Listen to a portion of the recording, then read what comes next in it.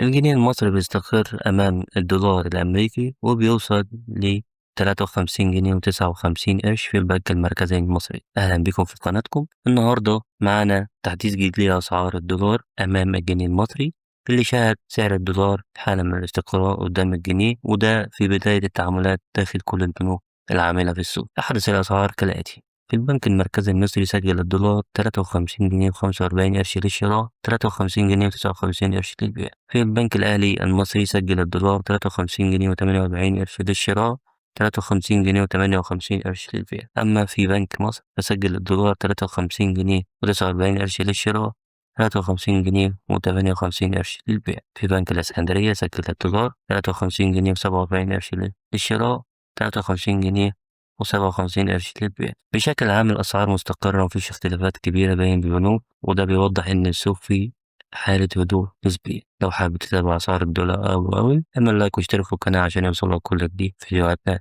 مع السلامة.